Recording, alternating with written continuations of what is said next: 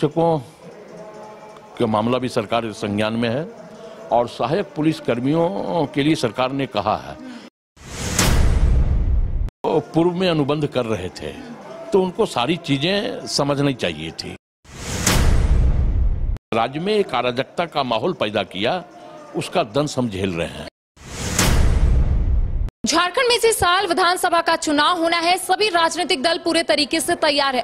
कांग्रेस की ओर से भी लगातार रणनीति बनाई जा रही है कि आखिर इस 4 महीने में किस तरीके से तमाम कार्य को करने हैं। आज इसी पर हम चर्चा करेंगे। हमारे साथ कांग्रेस के मीडिया प्रभारी राकेश सिन्हा जी मौजूद है। बातचीत करेंगे कि सरकार के पास अब सिर्फ 4 महीने का वक्त है, किस तरीके से रणनीति आप लोगों की बन रही है और कैसे आप लोग बूथ स्तर के साथ साथ तमाम कार्यकर्ताओं से मुलाकात कर ये बताने की कोशिश करेंगे कि सरकार ने जो योजना के बारे में लोगों को बताया था वो योजना आप तक पहुंच जाएगी। देखिए, हमारी हर विधानसभा में हमारा कोऑर्डिनेशन कमेटी पूर्व में ही बन चुका है। उसके अलावा विधानसभा वार प्रभारियों का गठन भी हम लोगों ने किया है और तमाम विधानसभा के प्रभारियों को यह निर्देशित भी कर दिया गया है कि आप अपने अपने विधानसभा क्षेत्रों में जाकर के बूथ स्तर तक के कार्यकर्ताओं से मुलाकात करें। जिला अध्यक्ष और प्रखंड अध्यक्षों के साथ, ब्लॉक अध्यक्षों के साथ, पंचायत अध्यक्षों के साथ एक समन्वय स्थापित करते हुए, और हमारे तमाम विधानसभा के प्रभारी इस काम में जुटे हुए हैं।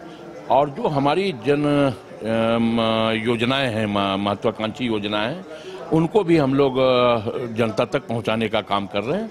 और केंद्र सरकार की जो गलत नीतियां हैं, चाहे वो किसानों की MSP की बात हम कर लें, 2 करोड़ युवाओं को रोजगार देने की बात कर लें, आप देखें कि कैसे हवाई अड्डे की छत गिर रही है।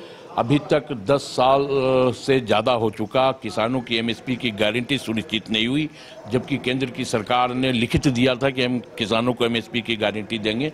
तो इन तमाम बिंदुओं को लेकर के हमारे सारे लोग विधानसभा में जा रहे हैं। अच्छा, बीजेपी की ओर से लगातार रणनीति बनाई जा रही है। केंद्रीय गृह मंत्री अमित शाह का भी दौरा जो है वो राजधानी रांची में होता है और जमकर वो हमला बोलते हैं कांग्रेस और JMM में।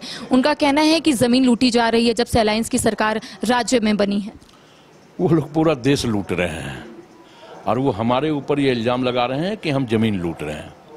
और देखिए, मुझे यह लगता है कि अमित शाह जी लोकसभा के चुनाव में भी आए थे, एक प्रखंडों में वो पदयात्रा भी किया था उन्होंने। फलाफल क्या निकला, 12 सीट था, सीट घट गई उनकी। तो जितने बार अमित शाह, हेमंत बिस्व शर्मा, शिवराज सिंह चौहान जितना बार झारखंड आएंगे, भारतीय जनता पार्टी की उतनी सीटें घटेगी। लेकिन उनका कहना है कि 9 सीटें हम लोगों ने जीता है। अगर विधानसभा के अनुसार देखें तो 52 सीट बीजेपी ने जीता है। तो उनका कहना है कि इस बार राज्य में बीजेपी का कमल खिल कर रहेगा। कमल पूरी तरह उनका मुरझा गया है और लाख स्प्रे के बावजूद अब वो कमल नहीं खिल सकता, इसलिए कि 400 पार का नारा उन लोगों ने दिया था। स्थिति क्या हुई, पूर्ण बहुमत तक नहीं आ पाए वो लोग। तो अब जनता पूरी तरह भारतीय जनता पार्टी से कट गई है। उन्हें यह लग रहा है कि ये सिर्फ एक ठगने का, छलने का, प्रपंच का जो है ये एक पार्टी है। और हमें यह लगता है कि अब भारतीय जनता पार्टी पर या देश के प्रधानमंत्री पर जनता का भरोसा नहीं रहा। बांग्लादेशी घुसपैठियों को लेकर लगातार बीजेपी के जो प्रदेश अध्यक्ष बाबूलाल मरांडी वो ट्वीट करते हुए नजर आ रहे हैं। इसके साथ ये भी कहा जा रहा है कि संथाल परगना के 5 जो जिले हैं वहां पर जितने हिंदू है, जितने आदिवासी है, वो अल्पसंख्यक बनते हुए नजर आ रहे हैं। सरकार बांग्लादेशी घुसपैठियों को संरक्षण दे रही है। कई आरोप जो है वो केंद्रीय गृह मंत्री अमित शाह लगाते हुए नजर आ रहे थे। अनपढ़ों और कुपरों की जमात है पूरी भारतीय जनता पार्टी। अंतर्राष्ट्रीय बॉर्डर किसके अधीन आता है? अंतर्राष्ट्रीय बॉर्डर केंद्र सरकार के अधीन आता है, गृह मंत्री के अधीन आता है कि राज्य सरकार के अधीन आता है? अंतर्राष्ट्रीय बॉर्डर वो हमारे अधीन दे दें, हम घुसपैठ रोक देंगे। तो अंतर्राष्ट्रीय बॉर्डर से घुसपैठ करवाए भारतीय जनता पार्टी। इसका यह मतलब कि अमित शाह फेल्योर, तो भाजपा के लोग उनसे इस्तीफा मांगे ना। इस पर बीजेपी का कहना है कि कानून व्यवस्था भी पूरे तरीके से चरमरा गई है राज्य में। कानून व्यवस्था भारतीय जनता पार्टी के शासनकाल में चरमराई थी कि मुख्यमंत्री के आवास के चंद फलांग की दूरी पे दिन दहाड़े सिपाहियों की हत्या हो जाती थी, पुलिस कर्मियों की हत्या हो जाती थी। राज्य के कर्मचारियों की हत्या दिन दहाड़े प्रोजेक्ट भवन के समक्ष हो जाती थी और आज तक अपराधी पकड़े नहीं गए। तो भारतीय जनता पार्टी की सरकार में अपराध उनके सरपरस्ती में फल फूल रहा था।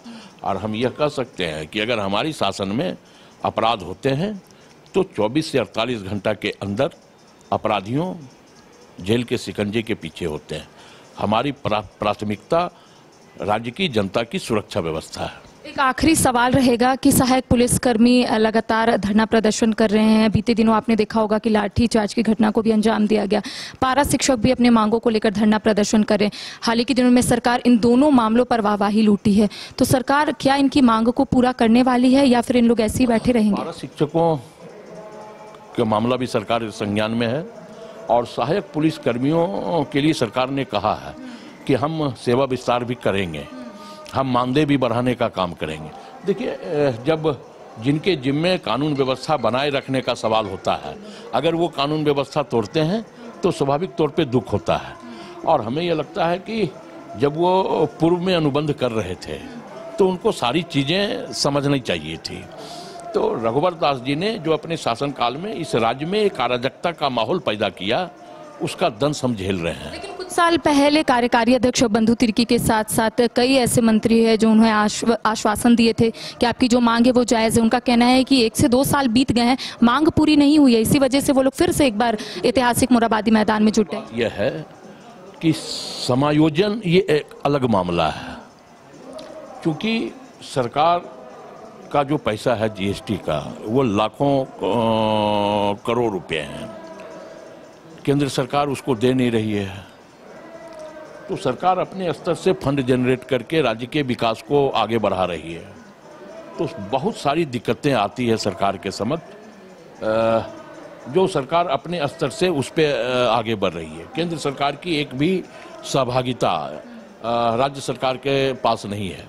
इस राज्य में पहले भी 12 सांसद थे, आज भी 9 सांसद हैं। लोकसभा हुआ, राज्यसभा हुआ, लेकिन भारतीय जनता पार्टी के किसी सांसदों के मुंह से यह शब्द नहीं निकला कि झारखंड हमारा है और झारखंड का जो पैसा बकाया है, जो राज्य की जनता की गाढ़ी कमाई का पैसा बकाया है, वो राज्य को मिलना चाहिए।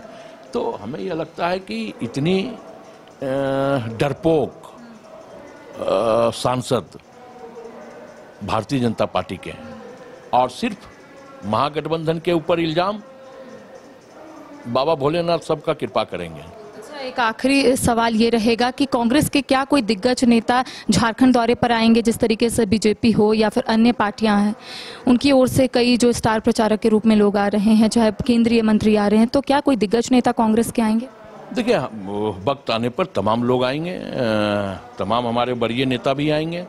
और हमारे लिए अगर आप कहें तो हमारे लिए स्टार प्रचारक इस राज्य के किसान हैं, हमारे लिए स्टार प्रचारक युवा हैं, महिला हैं, निम्न वर्गीय मध्यम वर्गीय परिवार के लोग हैं।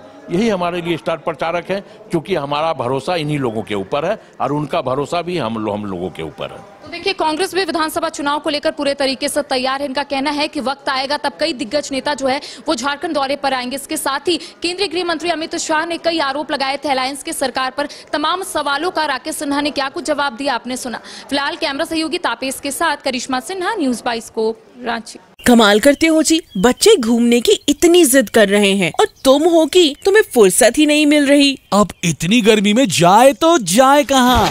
इस गर्मी में मस्ती और फन का आ गया है परफेक्ट डेस्टिनेशन, वाइल्ड वादी, जहाँ है water park, bird park, flower park, trampoline park, amusement park, 250 feet लंबा, जिप लाइन और क्रिकेट स्टिमुलेशन का खूबसूरत नजारा। वाइल्ड वादी, 10 माइल चौक, रांची। वाइल्ड वादी यानी अनलिमिटेड फन और अनलिमिटेड मस्ती।